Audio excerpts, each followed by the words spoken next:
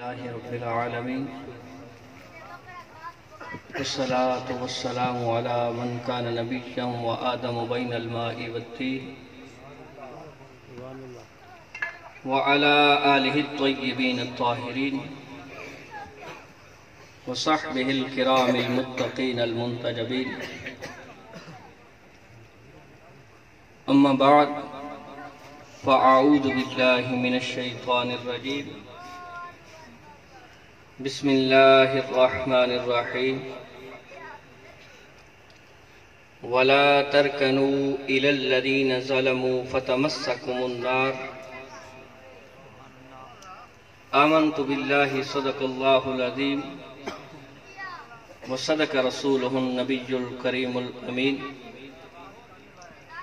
قال الله تبارك وتعالى في شان حبيبه مخبرا وآمرا إن الله وملائكته يصلون على النبي يا أيها الذين آمنوا صلوا عليه وسلموا تسلیما.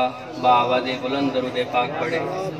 آواز آنی چاہیے، بلکہ سرکار کا فرمان عالی شان ہے کہ جو با آواز بلند درود پاک مجھ پہ پڑھتا ہے رب تعالیٰ اس کے دل سے نفاق ختم کر دیتا ہے. تو با آواز بلند درود پاک آتی. اللہم صلی علی سیدنا و مولانا محمد وعلا آلہ واصحاب سیدنا و مولانا محمد مبارک صلی علیہ. الصلاة والسلام علیک یا رسول اللہ وعلا آلک و اصحابک یا حبیب اللہ. بعد از حمد و ثنا میرے نہایت ہی واجب الاحترام دوستوں، بزرگوں، عزیز ساتھیوں، آپ حضرات کے علم میں آ چکا ہے کہ یہ محفل اصلاح معاشرہ کانفرنس، جن میں خصوصی شرکت فخر اہل سنت پروفیسر عمر فیض صاحب نے کرنی تھی، بامر مجبوری وہ تشریف نہیں لا سکے، تو مجھے قابل فخر دوست حضرت علامہ مولانا صاحبزادہ قاری احمد شیر سیالوی صاحب نے حکم دیا، بندہ فقیر حاضر ہے، اور آپ دیکھ رہے ہیں کہ ہماری اس پاک محفل کی رونق استاد الاساتذہ و استاذی المکرم حضرت علامہ مولانا مفتی فیض رسول الحسنی صاحب، صدر مدرس جامعہ خلیلیہ رضویہ کندیاں، اور حضرت علامہ مولانا عالم شیر سیالوی صاحب، سرپرست اعلیٰ جماعت اہل سنت کندیاں شریف، باقی بھی جتنے دوست احباب آپ حضرات تشریف لائے، رب کی پاک بارگاہ کے اندر عاجزانہ فقیرانہ دعا ہے کہ رب کائنات ہم سب کا آنا اپنی پاک بارگاہ کے اندر منظور و مقبول فرمائے.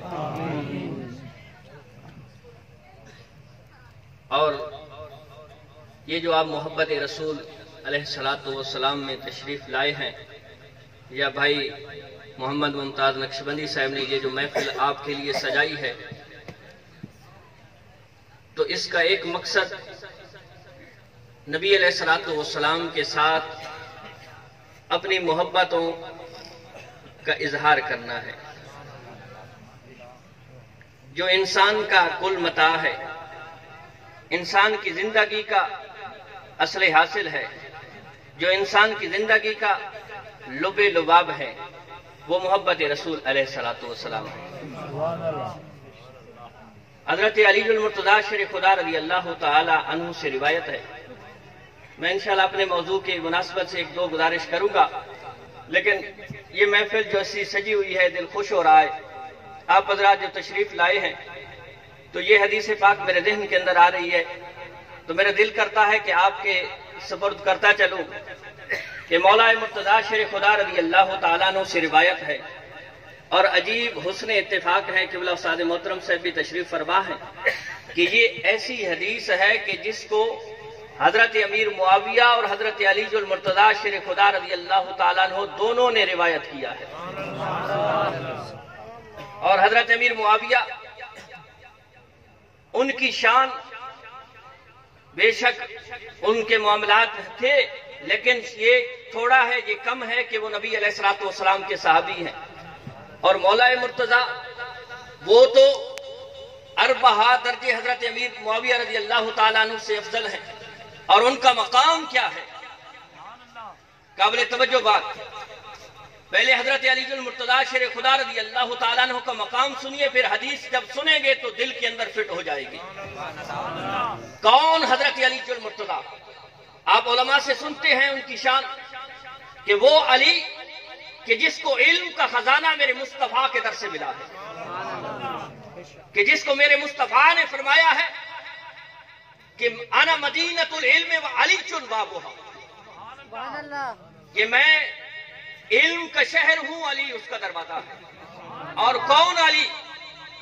نبی علیہ الصلوۃ والسلام نے فرمایا انزل القرآن علی سبعۃ احرف، قابل توجہ بات ہے، انزل القرآن علی سبعۃ احرف، کہ یہ قرآن 7 حرفوں پہ نازل ہوا ہے، قرآن 7 حرفوں پہ نازل ہوا ہے۔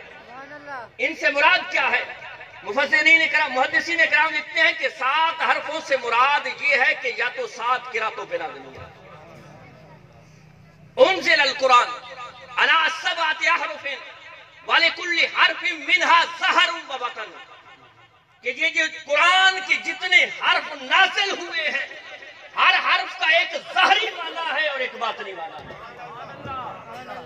کہ جتنے بھی قرآن کے حرف نازل ہوئے ہیں ہر حرف کا ایک ظاہری معنی ہے اور ایک باطنی معنی ہے۔ اور حرف کس کو کہتے ہیں؟ حرف کہ جس کو ایک دو کو ملانے سے ایک لفظ بنتا ہے، جو اکیلا ہو اس کو حرف کہتے ہیں، جب کسی کے ساتھ مل جائے تو لفظ کہتے ہیں۔ لیکن قرآن ایک ایسی لا زوال لا ریب بے عیب کتاب ہے کہ قرآن کا ایک ہی لفظ ہو، ایک ہی حرف ہو، وہ بھی با معنی ہے، با مراد رکھنے والا حرف ہوتا ہے۔ فرمایا وَلِكُلِّ حَرْفٍ مِّنْهَا زَهْرٌ وَبَطَنٌ، کہ جتنے بھی قرآن کے حرف نازل ہوئے ہیں ہر حرف کا ایک ظاہری معنی ہے اور ایک باطنی معنی ہے۔ اور علی کون ہے؟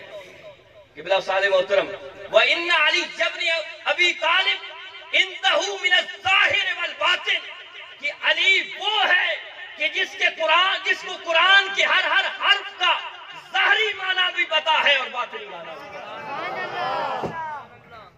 علی کون ہے؟ کہ جس کو قرآن کے ہر حرف کا ظاہری معنی بھی پتا ہے اور باطنی معنی بھی پتا ہے۔ اور حضرت علی المرتضیٰ شریف خدا رضی اللہ تعالیٰ عنہ روایت کرنے والے ہیں کہ میرے مصطفیٰ نے فرمایا حبی و حب اہل بیتی نافع فی 7 مواطن، کہ اے مسلمان، اے امام الانبیاء کے غلاموں، سنو کہ میرے مصطفیٰ فرما رہے ہیں کہ میری محبت اور میرے اہل بیت کی محبت فی 7 مواطن نافع فی 7 مواطن، کہ میری محبت میرے اہل بیت کی محبت یہ 7 مقام پہ نفع دے گی۔ آپ کی سبحان اللہ کی آواز بہت دھیمی ہوتی جا رہی ہے۔ نقیب محفل نے آپ کو بڑا گرمایا ہے لیکن میرے ٹائم پہ آپ بہت دھیمے ہو چکے ہیں۔ قبلہ حالات دیکھیں نا۔ نعرہ تکبیر، نعرہ رسالہ، نعرہ غازیہ، نعرہ حیدری، نافع فی 7 مواطن، کہ 7 مقام پہ یہ محبت رسول و آل رسول نفع دے گی۔ اب انسان ہے سوچتا ہے وہ 7 مقام کون سے ہوں گے؟ یہ دنیا کے عام سی تھوڑی سی مشکل آئی، بیماری آئی، پریشانی آئی، مصیبت آئی، نہیں، نبی علیہ الصلوۃ والسلام نے اس کی وضاحت فرما دی ہے کہ یہ تھوڑی سی مشکل پہ نفع نہیں دے گی، بلکہ احوالہن عظیمۃ، یہ تھوڑی مشکل تو کوئی چیز بھی نہیں ہے، احوالہن عظیمۃ، کہ جو بڑے سخت مرنے ساتھ ہوں گے وہاں میری اور میرے اہل بیت کی محبت کام دے گی۔ پہلے تو اجمالاً بیان فرمایا، پھر اس کی وضاحت فرما دی کہ وہ 7 مقام کون سے ہوں گے۔ پہلا مقام جو انتہائی مشکل ہے کہ وَعِندَ الْوَفَاتِ، پہلا مقام جب انسان مرنے لگتا ہے اس وقت میری اور میرے اہل بیت کی محبت کام دے گی۔ کیسا مقام ہوتا ہے، نزا کا عالم طاری ہوتا ہے، سکرات انسان پہ طاری ہو چکا ہوتا ہے، اور اس وقت شیطان سامنے کھڑا ہو کے کہتا ہے کہ تو مجھے الہ مان لے، معبود مان لے، خدا مان لے، تو مجھے سب کچھ مان لے، میں تجھے اس تکلیف سے نجات دلا سکتا ہوں، تمہیں اس مشقت سے نکال سکتا ہوں، تمہیں اس مصیبت سے نکال سکتا ہوں، اگر تو مجھے الہ مان لے۔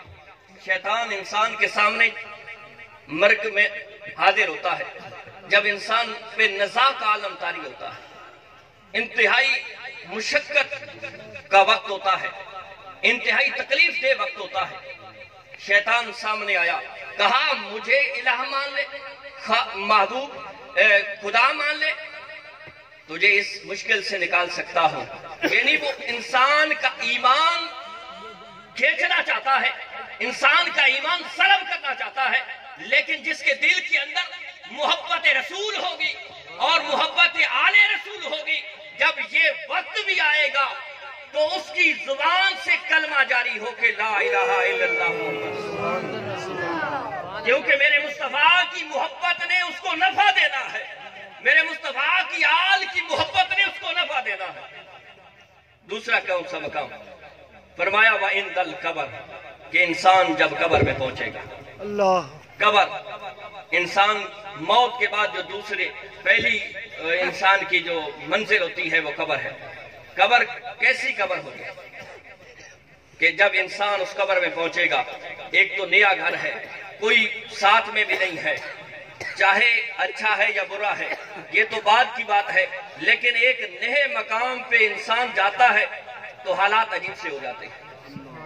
دنیا کا معمول ہے، انسان گھر تبدیل کرتا ہے، انسان کہیں پہ جاتا ہے جہاں نیا نیا جاتا ہے، انسان کو ایک وحشت محسوس ہوتی ہے، لیکن جہاں قبر میں جب انسان جائے گا تو اس کو وحشت محسوس نہیں ہوگی۔ کس کو محسوس نہیں ہوگی؟ کہ جس کے دل کے اندر نبی علیہ السلام کی محبت کا چراغ جلا ہوا، تو اس کو کوئی وحشت محسوس نہیں ہوگی۔ اور قبر بھی کیسا مقام ہے، لوگ تو نبی علیہ السلام کے علم پہ تان و تشریح کرتے ہیں، نفی کرتے ہیں۔ قبر مٹی ہے، زمین ہے، جب انسان پہنچا اس کو محسوس ہو گیا کہ اچھا ہے یا برا ہے، اچھا ہے تو اس کو اس طرح دباتی ہے کہ جس طرح انسان کا بچھڑا ہوا دوست انسان کو ملتا ہے تو بندہ اس کو دباتا ہے، اور جب کوئی برا پہنچتا ہے تو اس طرح دباتی ہے کہ ایک طرف کی ہڈیاں پسلیاں دوسری طرف ہو جاتی ہیں اور دوسری طرف کی پسلیاں ایک پہلی کی طرف ہو جاتی ہیں۔ لیکن جو محب رسول و آل رسول پہنچے گا تو یہ حدیث گواہ ہے کہ میرے مصطفیٰ کی محبت، میرے مصطفیٰ کی آل کی محبت وہاں کام دے گی۔ تیسرا مقام وَعِنْدَ النَّشْرِ، کہ جب انسان کو اٹھایا جائے گا، اس کی قبر کو شک کیا جائے گا، وہاں سے انسان اٹھے گا، اس وقت بھی محبت رسول و آل رسول کام دے گا۔ چوتھا وَعِنْدَ الْكِتَابِ، کہ جب نامہ اعمال تقسیم کیا جائیں گے اور کیسا عالم ہوگا۔ سارے محترم سے تشریف فرما ہے کہ جو کامیاب ہو چکے ہوں گے، کہ جن کے دل کے اندر محبت رسول و آل رسول ہوگی، جن کو کامیابی کا پروانہ دے دیا جائے گا، ان کے تو دائیں ہاتھ میں ہوگا، اللہ معاف کرے جو ناکام ہو جائیں گے ان کے بائیں ہاتھ میں ہوگا۔ اور تیسرے وہ لوگ جنہوں نے دین اسلام کو قبول نہیں کیا تھا، ان کے سینے میں سے سوراخ کر کے پیچھے سے یہ بایاں ہاتھ سینے میں سے داخل کر کے پیچھے سے نکال کے وہاں اس کو نامہ اعمال دیا جائے، اللہ معاف کرے۔ اور آگے کون سا؟ وَعِنْدَ الْحِسَابِ، حساب کی جگہ پہ حساب کا مقام کیسا ہوگا؟ لوگ اس دن والدین اپنی اولاد کو بھول چکے ہوں گے، اولاد اپنے والدین کو پہچاننے سے انکار کر دے گی، دنیا کے اچھے اچھے دوست رشتہ دار اس دن سب کچھ چھوڑ جائیں گے، اور عالم کیا ہوگا؟ لوگ اپنے گناہوں کے اندازتاً اپنے پسینے میں ڈوبے ہوئے ہوں گے، اور اس پسینے کی بدبو کتنی ہوگی کہ اگر اس کی پسینے کی بدبو اس کائنات پہ ایک قطرے کو گرا دیا جائے تو اس کے اندر بدبو اتنی ہوگی کہ روئے کائنات کے انسان تو انسان، حیوانوں کے بھی دماغ پھٹ کے ناک سے باہر آ جائے، اتنی بدبو ہوگی۔ لیکن اس دن کیسا عالم ہوگا کہ لوگوں کو محسوس تک بھی نہیں ہوگا، کیونکہ ہر ایک کو اپنی پڑی ہوگی۔ لیکن جو محب رسول و آل رسول ہوگا اس کو وہاں بھی اچھا پروٹوکول دیا جائے گا، اس کا حساب و کتاب کے اندر بھی اس کے لیے ایک اچھا نظام بنایا جائے گا اور اس کو کامیابی کا پروانہ دے دیا جائے گا۔ آگے فرمایا وَعِنْدَ الْمِيزَانِ، جہاں انسان کے اعمال تولے جا رہے ہیں، انسان کے اعمال تولے جا رہے ہوں گے، وہاں بھی محبت رسول و آل رسول اس کو کام دے گا۔ آگے فرمایا وَعِنْدَ الصِّرَاطِ، پل صراط سے جب انسان گزرنے لگے گا۔ میں نے حدیث پاک پڑھی ہے کہ نبی علیہ السلام نے فرمایا کہ وہ پل صراط کیسا ہوگا، بال سے زیادہ باریک، تلوار سے زیادہ تیز، اور گزرنے والے کیسے ہوں گے؟ جو رب کے فضل سے اچھے نیک اعمال رکھنے والے ہوں گے وہ تو ایسے گزریں گے کہ جس طرح بجلی گزر جاتی ہے، اور کچھ ایسے گزریں گے کہ جس طرح تیز رفتار گھوڑا گزرتا ہے، کچھ ایسے گزریں گے کہ جس طرح انسان دوڑ کے گزرتا ہے۔ لیکن اللہ معاف کرے، کچھ ایسے ہوں گے جب وہاں سے گزرنا چاہیں گے تو کٹ کے نیچے گر جائیں گے، اور نیچے کیا ہوگی؟ جہنم ہوگی۔ اللہ رب العزت کے پیارے رسول علیہ السلام فرماتے ہیں کہ وہاں بھی میری اور میرے اہل بیت کی محبت کام دے گی، کہ جس کے دل کے اندر محبت رسول و آل رسول ہوگی وہ پل سے ایسے گزرے گا کہ جس طرح بجلی گزر جاتی ہے۔ تو دوستو، آپ جو محبت رسول میں آئے بیٹھے ہیں، اللہ رب العزت آپ کا یہ آنا اپنی پاک بارگاہ کے اندر منظور و مقبول فرمائے۔ میں نے جو آیت کریمہ پڑھی ہے وَلَا تَرْكَنُوا إِلَى الَّذِينَ ظَلَمُوا فَتَمَسَّكُمُ النَّارُ، کہ یہاں یہ ہے کہ نبی علیہ السلام کو مخاطب کیا گیا ہے، لیکن خطاب امت سے ہے کہ جس کا میلان قلبی تعلق اور جھکاؤ ظالموں کی طرف ہے، فَتَمَسَّكُمُ النَّارُ، بس اسے آگ چھوئے گی۔ یہ نہیں ہے کہ وہ ظالم کے ساتھ ہے، کھل کے ساتھ نہیں ہے، صرف قلبی میلان اس کی طرف ہے، اس کا جھکاؤ کسی ظالم کی طرف ہے۔ اور ظالم کون ہوتا ہے؟ ظلم کیا ہے؟ ظلم کی تعریف ہے وضع الشیء فی غیر محل، کہ جو شے کا مقام محل گھر ہے اس سے ہٹا دینا، یہ ظلم ہے۔ اور جو بھی ظلم کرنے والے کے ساتھ، چاہے کوئی کسی کے ساتھ فراڈ کر رہا ہے، کسی کو پتا ہے وہ بتاتا نہیں ہے، وہ بھی ظلم کرنے والے کے ساتھ شریک ہے۔ کوئی کسی کی چوری کر رہا ہے، کوئی کسی کو دھوکہ دے رہا ہے، کوئی کسی کے ساتھ ملاوٹ زدہ کام کر رہا ہے، لیکن جس کو پتا ہے اس کے باوجود وہ ظالم کے ساتھ اس کا قلبی میلان ہے، قلبی تعلق ہے، اس کی طرف جھکاؤ ہے، تو فرمایا اس کو آگ چھوئے گی۔ اللہ معاف کرے، حدیث پاک سنیں کہ نبی علیہ السلام کی محفل جمی ہوئی تھی، حضرت ماعز بن مالک رضی اللہ تعالیٰ عنہ حاضر ہوتے ہیں اور آ کے عرض کرتے ہیں طہرنی یا رسول اللہ صلی اللہ علیہ وسلم، مجھے پاک کیجئے۔ نبی علیہ السلام نے فرمایا جاؤ ماعز، رب کی بارگاہ میں توبہ کرو، استغفار کرو، اپنے گناہوں کی معافی مانگو، رب معاف فرمانے والی ذات ہے، رب تعالیٰ فضل فرمانے والی ذات ہے۔ حضرت ماعز بن مالک رضی اللہ تعالیٰ عنہ گئے، پھر واپس آئے، اپنے چہرے پہ اضطراب کی حالت نظر آ رہی ہے، آ کے عرض کی طہرنی یا رسول اللہ، یا رسول اللہ مجھے پاک فرمائیے۔ نبی علیہ السلام نے پھر یہی فرمایا۔ پھر حضرت ماعز جاتے ہیں، پھر واپس آ کے عرض کرتے ہیں طہرنی یا رسول اللہ صلی اللہ علیہ وسلم، یا رسول اللہ مجھے پاک فرمائیے۔ نبی علیہ السلام فرماتے ہیں بما اطہرک، اے ماعز تجھے کس چیز سے میں پاک کروں؟ تو حضرت ماعز بن مالک عرض کرتے ہیں قال من الزنا، یا رسول اللہ مجھ سے زنا جیسا گناہ سرزد ہو گیا ہے۔ تو نبی علیہ الصلوۃ والسلام نے صحابہ سے فرمایا دیکھو کہیں ماعز نے کوئی شراب تو نہیں پی رکھی؟ حضرت ماعز عرض کرتے ہیں بندہ نواز میں نے کوئی شراب نہیں پی رکھی۔ پھر بھی ایک صحابی اٹھ کے حضرت ماعز کے منہ کے قریب جا کے سونگتا ہے کہ کہیں واقعتاً اس نے کوئی شراب تو نہیں پی رکھی، لیکن عرض کرتا ہے بندہ نواز شراب بھی نہیں پی رکھی۔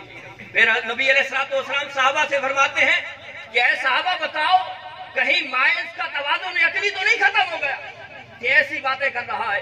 صحابہ کرام رضوان اللہ تعالی علیہم اجمعین عرض کرتے ہیں یا رسول اللہ صلی اللہ علیہ وسلم نہیں، اس کا توازن عقلی بھی ٹھیک ہے، اصل بات جو کرنے لگا ہوں۔ حضرت ماعز پھر عرض کرتے ہیں بندہ نواز میرا توازن عقلی بھی ٹھیک ہے، میں نے شراب بھی نہیں پی رکھی، لیکن میں اپنے آپ کو اس لیے پیش کر رہا ہوں کہ بے شک اس دنیا کی سزا سخت ترین ہے، اس دنیا کی سزا موت مجھے نظر آ رہی ہے، لیکن مجھ سے جہنم کا عذاب نہیں سہا جاتا۔ اور جہنم کا عذاب کتنا ہے؟ نبی علیہ الصلوۃ والسلام نے ایک مرتبہ حضرت جبرائیل امین سے فرمایا اے جبرائیل ذرا یہ تو بتا کہ جہنم کا عذاب کیسا ہوگا؟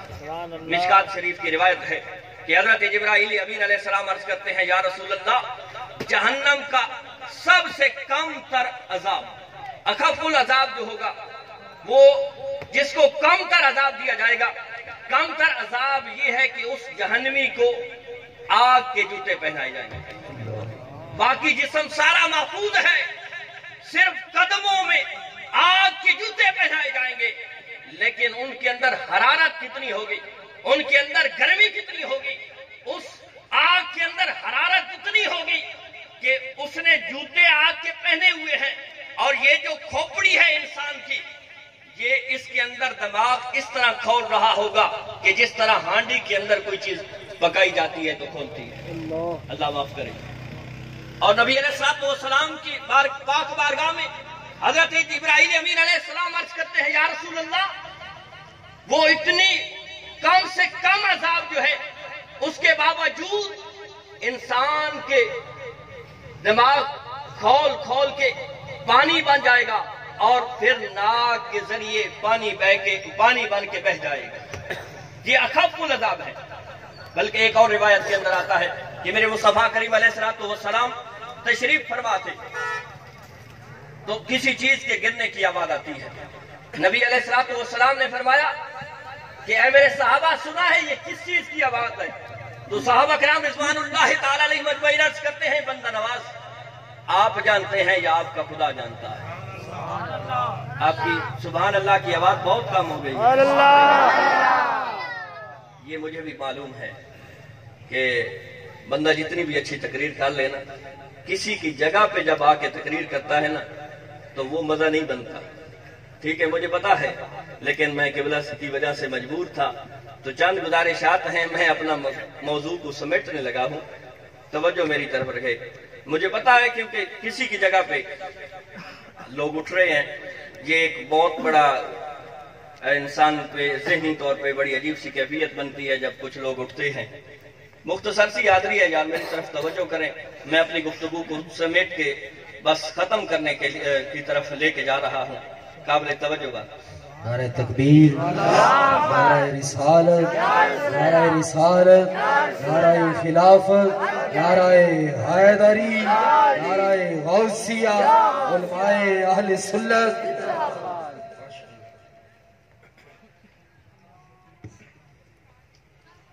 تو نبی علیہ الصلوۃ والسلام نے فرمایا اے میرے صحابہ یہ کس چیز کے گرنے کی آواز ہے؟ صحابہ کرام رضوان اللہ تعالی علیہم اجمعین عرض کرتے ہیں بندہ نواز اللہ جانتا ہے یا اللہ کے پیارے رسول آپ جانتے ہیں؟ تو میرے مصطفیٰ نے فرمایا کہ سنو آج سے 70 سال پہلے جہنم کے منہ میں ایک پتھر پھینکا گیا تھا، آج 70 سال گزرنے کے بعد جہنم کے آخری کنارے تک جا پہنچا۔ اللہ معاف فرمائے اس جہنم سے۔ ہم تو غافل ہیں، ہم تو دنیا کے رنگینیوں میں پھنسے ہوئے ہیں، ہم نے تو اس آخرت کے لیے کوئی تیاری بھی نہیں کی، ہم کس جگہ کس رستے پہ جا رہے ہیں؟ دوستو وہ کیسی جہنم؟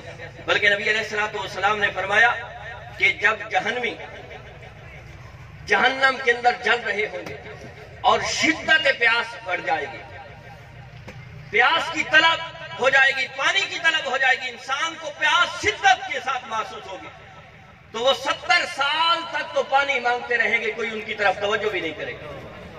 अल्लाह माफ करे कि जहन्नमी 70 साल पानी मांगते रहेंगे, कोई उनकी तरफ तवज्जो ही नहीं करेगा। और 70 साल के बाद जब दरोगा जहन्नम उनकी तरफ तवज्जो करेगा तो झिड़क के कहेगा क्या चाहिए? वो कहेंगे तो हम तो 70 साल हो चुके हैं, पानी मांग रहे हैं, यार पानी दे दो। तो उनको पानी को मिनरल वाटर तो थोड़ा ही मिलेगा, या फ्रीजर से कोई बोतल निकाल के उनको थोड़ी पेश कर दी जाएगी। वहां लिखा है कि या तो उन्हें माए हमीम दिया जाएगा या माए गिसलीन दिया जाएगा। और माए हमीम क्या है? माए हमीम खौलता हुआ पानी, और कितना गर्म खौलता हुआ पानी होगा कि जब उस खौलते हुए पानी का वो बर्तन उसको दिया जाएगा तो वो अपने लबों के साथ जब लगाएगा तो उसकी गर्म होने की वजह से वो जो भाप उठेगी, उस भाप की वजह से इंसान का वो सारा चमड़ा उधेड़ के उस बर्तन के अंदर गिर जाएगा। अल्लाह माफ करे। वो और जब उसका पहला ही कतरा लेगा, जहां जहां से वो गुजरेगा वहां वो जख्म करते करते वो इंसान के मकद से निकल जाएगा। अल्लाह माफ करे। और माए गिसलीन क्या है? ये तो माए हमीम है। दूसरा माए गिसलीन कि जहन्नमियों के पीप उसको पिलाई जाए। माए गिसलीन जहन्नमियों के पीप। और कितनी पीप वैसे भी दुनिया के अंदर देखें कितनी गलीज से है कि नफीस तबा शख्स तो उसको देख ले तो उसको कह आना शुरू हो जाती है। तो माए गिसलीन वो जहन्नमियों की वो पीप, और उसके अंदर गिलाजत कितनी होगी, उसके अंदर बदबू कितनी होगी। उसके अंदर बदबू ये होगी कि उसका एक ही कतरा इस दुनिया पे अगर डाल दिया जाए तो दुनिया की सारी खुशबुएं जो है वो खत्म हो जाए। इंसानों के दिमागों के अंदर वो इतनी बदबू पड़े कि रूए कायनात के सारे इंसानों के दिमाग फट जाए। अल्लाह माफ करे। हजरत माइज बिन मालिक असलमी रजी अल्लाह तआला अन्हु अर्ज करते हैं, बंदा नवाज, मुझे पता है कि मैं इस दुनिया से चला जाऊंगा। ये दुनिया की ये जो सजा है, ये जो हद है बड़ी सख्त है, लेकिन मैं दुनिया की ये सजा, ये मुशक्कत बर्दाश्त कर सकता हूं, आखिरत की बर्दाश्त नहीं कर सकता। आज हम हैं इस दुनिया पे, दुनिया की रंगीनियों में फंसे हुए हैं। कहते हैं यार इस जहां पे जो करना है कर लो, आखिरत को किसने देखा है? अब सोचें कि सिर्फ हशर का दिन 50,000 साल का दिन होगा। उस 50,000 साल के दिन के सामने हमारी ये जिंदगी सेकंड से भी कम नजर आएगी। अब हम अपने इस गिरेबान में झांके कि हम किस डगर किस रास्ते पे चल रहे हैं। साहबा कराम रिज़वानुल्लाह ताला अलैहिम अजमईन ने अपने लिए अपने आप को जो सरकार की शरीयत के नफूस के लिए अपने आप को पेश किया है, तो ये हमारे लिए मशाल राह भी बताया है कि हमने क्या करना। आज तो हम बड़े बड़े पाप करके फिर भी कहते हैं कि यार ये जवानी हवानी भी है, ये दुनिया है, यहां मजे कर लो, आखिरत किसने देखी? तो दोस्तों हमें सोचना चाहिए। हजरत माइज बिन मालिक अपने आप को पेश कर रहे हैं, या रसूल अल्लाह, मुझे इस जहां की ये सजा, ये हद मंजूर है, लेकिन आखिरत का अज़ाब मुझसे सह नहीं जाता। और जब हजरत माइज बिन मालिक को संसार किया गया तो मेरे मुस्तफा का आलम क्या है। आप मस्जिद नबी में कभी बैठ जाते हैं, कभी खड़े हो जाते हैं, कभी चलना शुरू कर देते हैं, आंखों से आंसू जारी है। किसी साहब ने कहा, हुजूर आप ही ने हुक्म दिया है संसार करने का और खुद ये रो भी रहे हैं, तो मेरे मुस्तफा ने क्या खूबसूरत जवाब दिया है। नबी अलैहिस्सलाम ने फरमाया कि वो मेरी शरीयत थी, वो मेरा ज़ाब्ता और कानून था, वो मेरा निफाज था, ये मेरी मोहब्बत है। वो शरीयत थी, ये मेरी मोहब्बत है। और फिर हजरत माइज बिन मालिक का जब विसाल हो जाता है تو آپ کا جنازہ تیار ہو کے جا رہا ہے، کسی نے تحقیرانہ جملہ کہہ دیا، کہا دیکھو یہ وہ مائز ہے کہ جس سے کبیرہ گناہ سرزد ہوا ہے۔ نبی علیہ السلام نے سنا تو نبی علیہ السلام کے چہرے پہ جلال کے ساتھ نمودار ہوئے، فرمایا کون ہے میرے مائز کے بارے میں ایسی بات کرنے والا؟ سنو، میرے مائز نے ایسی توبہ کی ہے کہ اگر مائز کی توبہ روئے کائنات کے سارے گناہوں پہ تقسیم، گناہگاروں پہ تقسیم کی جائے۔ نعرہ تکبیر، نعرہ رسالت، نعرہ حیدری، آستانہ عالیہ بھور شریف، کہ روئے کائنات کے جتنے گناہگار ہیں، جتنے سیاکار ہیں، جتنے خطاکار ہیں، جتنے بھی ہیں یہ گناہ کرنے والے، مائز کی توبہ سارے گناہگاروں پہ تقسیم کی جائے تو روئے کائنات کے سارے گناہگاروں کی بخشش ہو جائے۔ مائز نے تو ایسی توبہ کی ہے۔ پھر حضرت مائز کو دفن کیا جاتا ہے۔ حدیث کے لفظ کیا ہیں؟ فَلَبِثُوا بِذَلِكَ يَوْمَيْنِ أَوْ ثَلَاثَ، کہ جب راوی کہتا ہے دوسرا دن تھا یا تیسرا دن تھا، ثُمَّ جَاءَ رَسُولُ اللَّهِ صلی اللہ علیہ وسلم، کہ نبی علیہ السلام تشریف لائے۔ یہاں سے یہ بھی ہے کہ کسی کے گھر جا کے فاتحہ کرنا، اظہار تعزیت کرنا، یہ میرے مصطفیٰ کی سنت ہے۔ حدیث کا میں ذمہ دار ہوں۔ ثم جاء رسول اللہ صلی اللہ علیہ وسلم فسلم، نبی علیہ السلام تشریف لائے اور ان پہ سلام کیا۔ فجلسا، اور پھر ان کے ساتھ بیٹھ گئے اور کیا فرمایا؟ فقال استغفروا لماعز ابن مالک۔ لوگ کہتے ہیں نا بھئی یہ دعا تم نے کہاں سے نکال لی؟ حدیث کے لفظ ہیں کہ میرے مصطفیٰ نے فرمایا استغفروا لماعز ابن مالک، اے بیٹھنے والوں ماعز بن مالک کے لیے استغفار کرو، ماعز بن مالک کے لیے استغفار کرو۔ غفر اللہ لماعز بن مالک، اللہ رب العزت ماعز بن مالک کو بخش دے۔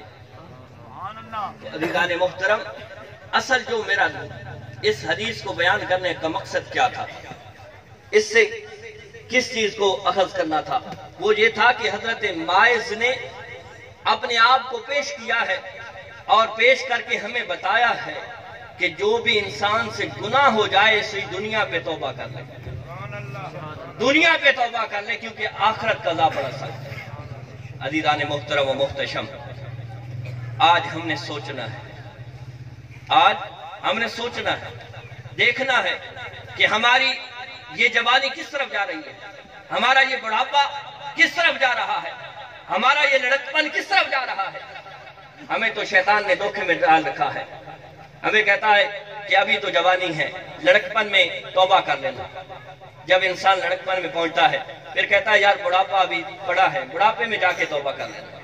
اسی طرح انسان کو امید لگائے انسان پہ موت آ جاتی ہے، توبہ نہیں کر سکتا۔ حالانکہ میرے مصطفیٰ کا آپ پہ، ہم پہ کتنا فضل احسان ہے کہ نبی علیہ السلام کے فضل و احسان کی وجہ سے امت محمدیہ پہ میرے رب نے ایسا احسان کیا ہے کہ نبی علیہ السلام کی پاک بارگاہ میں حضرت جبرائیل امین علیہ السلام آ کے عرض کرتے ہیں بندہ نواز، اللہ رب العزت آپ پہ سلام بھیج رہا ہے اور فرما رہا ہے کہ آپ کا امتی مرنے سے 1 سال پہلے اگر توبہ کر لے تو ہم اس کے تمام گناہوں کو بخش دیں گے،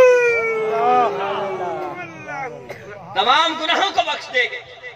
تو نبی علیہ السلام نے حضرت جبرائیل امین سے فرمایا، اے جبرائیل، رب سے عرض کرنا کہ آپ کا حبیب عرض کرتا ہے مالک لم یزل، یہ تو بڑا عرصہ ہے، اس عرصے میں تو پھر میرا امتی گناہ کر بیٹھے گا۔ پھر حضرت جبرائیل امین آ کے عرض کرتے ہیں یا رسول اللہ صلی اللہ علیہ وسلم، رب فرماتا ہے کہ مرنے سے 1 مہینہ پہلے اگر آپ کا امتی توبہ کر لیتا ہے ہم اس کو معاف کر دیں گے۔ پھر بھی میرے مصطفیٰ نے فرمایا، اے جبرائیل، رب کی پاک بارگاہ میں عرض کرنا کہ آپ کا حبیب عرض کرتا ہے مالک یہ بھی بڑا عرصہ ہے، اس عرصے کے اندر بھی میرا امتی گناہ کر بیٹھے گا۔ پھر جبرائیل امین آ کے عرض کرتے ہیں یا رسول اللہ صلی اللہ علیہ وسلم، آپ کا رب یہ فرماتا ہے کہ اے حبیب، آپ کا امتی ہو، مرنے لگا ہو اور اس کی زبان بھی کام نہیں کر رہی، بس صدق کے دل کے ساتھ اگر وہ توبہ کرتا ہے میں رب اس کو معاف کر دوں. لیکن شرط کیا ہے کہ صدق کے دل کے ساتھ توبہ کی جائے. ظالموں سے کنارہ کش ہو, ظالموں کی مدد نہ کی جائے, ظالموں کے ساتھ محبت مودت نہ کی جائے, ظالموں کے ساتھ قلبی میلان نہ. اگر ہم خود تو ایسا کام نہیں کرتے لیکن ظالموں کے ساتھ ہمارا, بلکہ روایت کے لفظ ہیں کہ نبی علیہ السلام نے فرمایا کہ اگر دنیا کے اندر کوئی کسی ظالم یا فاسق کی تعریف کرتا ہے تو رب کائنات اس کو بھی ظالم اور فاسق لکھ دیتا ہے. اللہ معاف کرے. آج ہم نے سوچنا ہے کہ ہم کس ڈگر اور کس رستے پہ چل رہے ہیں.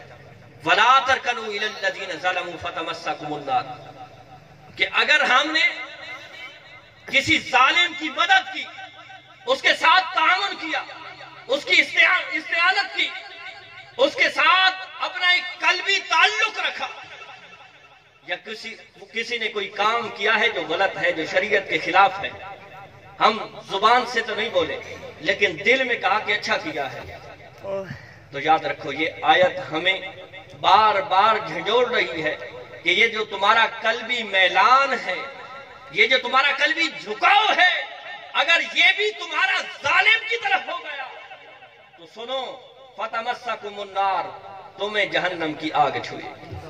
اللہ معاف کرے. عزیزان محترم, میں نے آپ حضرات کے سامنے اللہ رب العزت کی یہ جو لا ریب بے عیب کتاب کی مختصر سا آیت کریمہ کا حصہ تلاوت کیا تھا. اپنے علم اور اپنی فہم سوچ کے مطابق چند معروضات آپ حضرات کے سامنے رکھی ہیں. رب کی پاک بارگاہ کے اندر عاجزانہ فقیرانہ دعا ہے, رب کائنات اس کو اپنی پاک بارگاہ میں منظور و مقبول فرمائے. رب کائنات ہم سب کو قرآن پاک پڑھنے کی, پڑھ کے سمجھنے کی اور سمجھ کے عمل کرنے کی توفیق عطا فرمائے. وآخر دعوانا